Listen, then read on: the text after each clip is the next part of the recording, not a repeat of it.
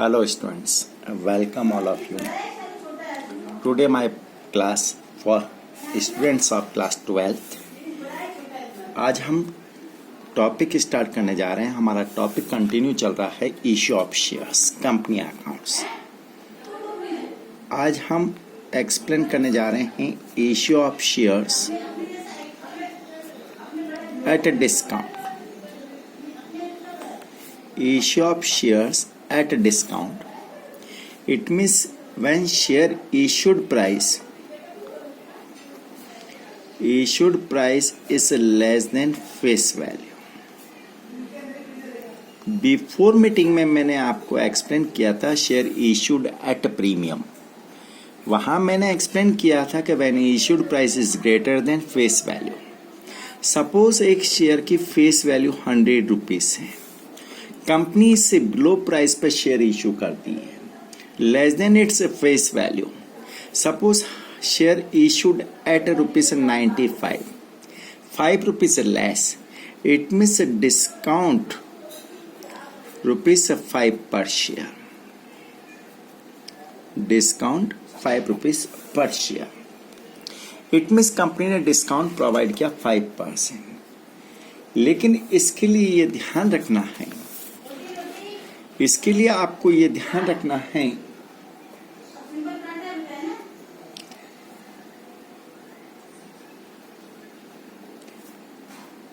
On issue of shares at a discount. It means company act में इसको prohibited कर रखा है, इस पर प्रतिबंध लगा रखा है. इसको हम दो कैटेगरीज में डिवाइड कर देते हैं. Share issued to public for cash. तो इस पे बात करेंगे share issued to public for cash as per section 53. Section 53 of companies act 2013. Companies Act 2013. Companies would not longer be permitted to issue share at discount. It means company act ने इस पर prohibited कर रखा है, restriction कर रखा है कि जब भी पब्लिक को शेयर इशू किए जाएंगे तो वो एट डिस्काउंट इशू नहीं हो सकते. सेकंड पार्ट होता है स्वेट इक्विटी शेयर. कैसा भी ये नाम तो हमने पहली बार ही ये वर्ड सुना है, sweat equity share. Yes, sweat equity share का मतलब क्या होता है? Sweat equity shares wherein shares are issued to employees and directors in a lieu of their services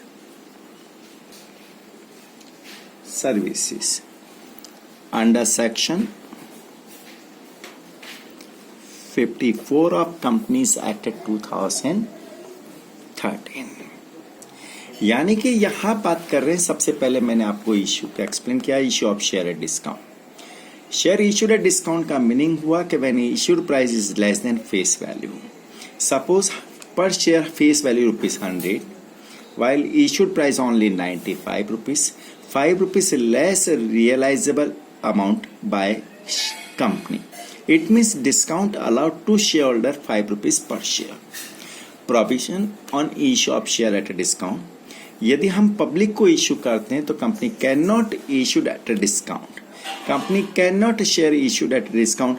company कभी भी डिस्काउंट पर शेयर इशू नहीं कर सकेगी. Sweat equity share It means equity share issued to their employees and their director for their remuneration for their services provided by employees and director. कि जो employees और director company को service provide करते हैं तो उनके रेमुनरेशन के बदले हम जो इक्विटी शेयर इशू करेंगे उसको बोलेंगे स्वेट इक्विटी शेयर, और then can be issued at discount, can be issued at discount, can be issued at discount. इसका मतलब हम केवल हमारे एम्प्लॉय और डायरेक्टर को शेयर इशू कर सकते हैं for their remuneration, for their services provide by director and employ. उन्होंने हमारी कंपनी को जो सर्विस प्रोवाइड किए उसके बदले हम उनको सर्विस का पेमेंट, सैलरी का पेमेंट और रेमुनरेशन का पेमेंट हम कैश नहीं देके यदि शेयर देते हैं तो वो हम डिस्काउंट पर इशू कर सकते हैं। तो ये आपका टॉपिक हुआ। अब बात करते हैं नेक्स्ट टॉपिक के बारे में। नेक्स्ट टॉपिक की बात करते हैं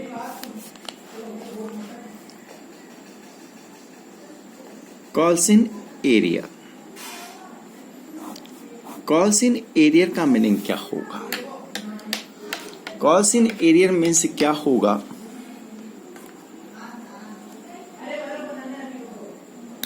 calls in arrear means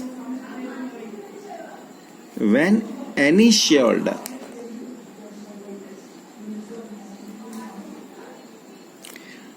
did not pay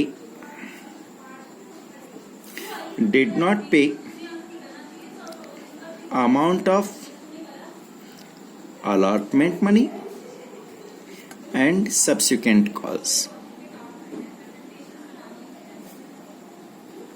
call money on due date.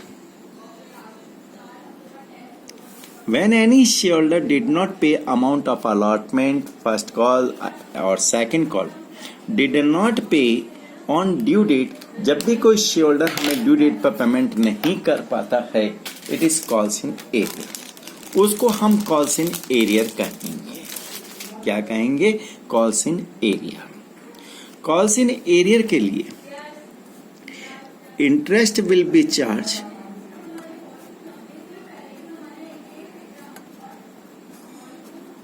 by company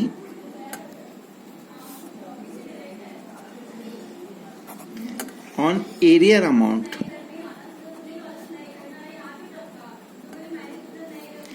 as per prescribed rate, but maximum rate of interest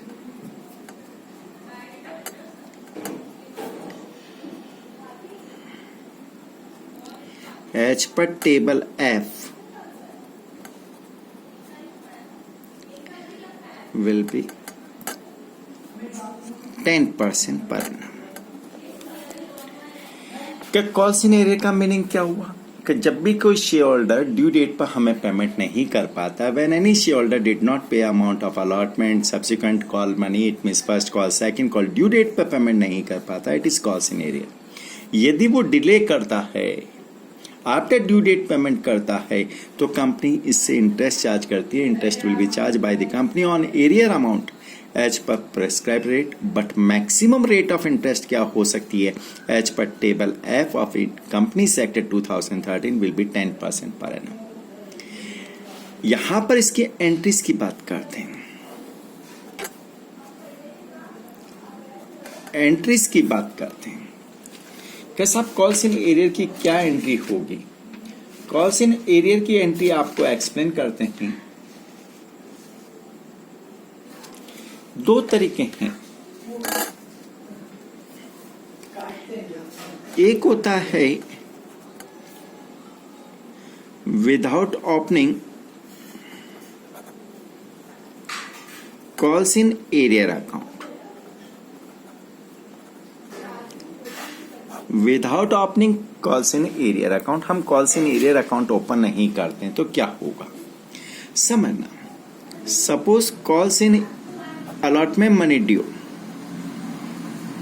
₹2 lakh, allotment money due करते हैं ₹2 लाख, तो अलॉटमेंट ड्यू करने की एंट्री हमने पहले भी एक्सप्लेन की है कि इक्विटी शेयर अलॉटमेंट अकाउंट दिया to equity share capital, equity share capital ₹2 lakh. अब यहां सेकेंड एंट्री बतला रखा है, then amount received on allotment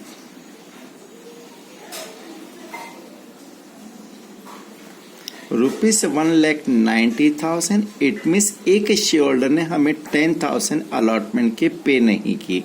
it means arrear amount 10,000। Allotment due हुई 2 लाख रुपीज से, अलॉटमेंट रिसीव हुआ 1,90,000 due to arrear ₹10,000 by a share holder. एक शेयर होल्डर ने हमें ड्यू डेट पर पेमेंट नहीं किया, उसकी वजह से एरियर रह गया।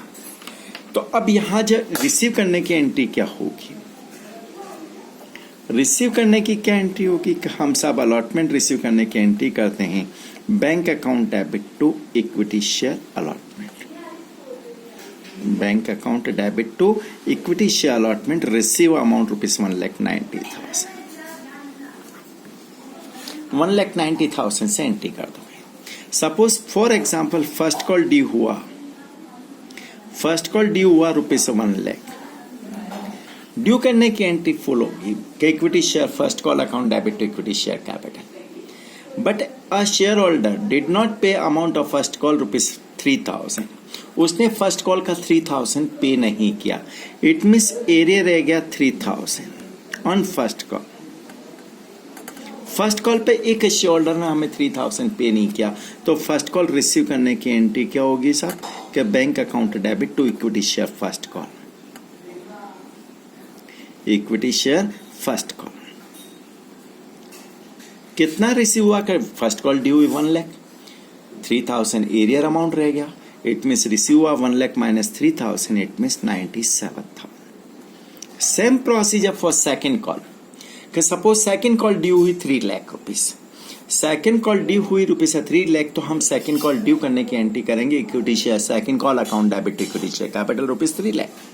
But a share holder did not pay amount of second call ₹15,000। उसने 15,000 रुपए सेकेंड कॉल के पे नहीं किए साहब, तो सेकेंड कॉल ड्यू हुई 3 लाख, एरियर अमाउंट रह गया 15,000। It means receive amount 2,85,000। तो रिसीव करने की जो एंट्री है वो 3 लाख माइनस 15,000 2,85,000 से करना है। तो ये तो हुई without opening calls in arrear, जब आपको calls in arrear account open नहीं करना है। कि सब calls in arrear account open करना तो कैसे करेंगे वो भी समझा देता हूं। दोनों ही आपस में अल्टरनेटिव मेथड है, by opening calls in arrear account. कैसा अब आपको तो calls in arrear account maintain करना है, calls in arrear account open करना है। तो देखो फर्स्ट एंट्री अलॉटमेंट ड्यू करने की एंट्री तो एज इट इज होगी, equity share allotment account debit to equity share capital. Allotment due in first condition ₹2 lakh, first call ₹2 lakh. Allotment due करने के बाद यहां पर एरिया रह गया 10,000। इट मीन्स अलॉटमेंट रिसीव हुआ 1,90,000। तो अलॉटमेंट रिसीव करने की जो एंट्री होगी वो आपकी चेंज हो जाएगी। यहां कॉल्स इन एरियर अकाउंट को मेंटेन करना है, bank account debit, calls in arrear account debit to equity share allotment. Allotment due 2 lakh, receive amount in bank column 1,19,000 और arrear amount to be recorded in calls in arrear account ₹10,000। Clear? सब first call के लिए फिर समझाओ, first call के समझते हैं। First call due करने की एंट्री करते हैं, equity share first call account debit to equity share capital, equity share first call account debit to equity share capital 1 lakh rupees. अब फर्स्ट कॉल रिसीव कितनी हुई, फर्स्ट कॉल पे एरियर रह गया 3,000, arrear on first call ₹3,000। It means first call receive हुआ ₹97,000। तो यदि आपको calls in arrear account maintain करना है तो bank account debit, calls in arrear account debit to to equity share first call.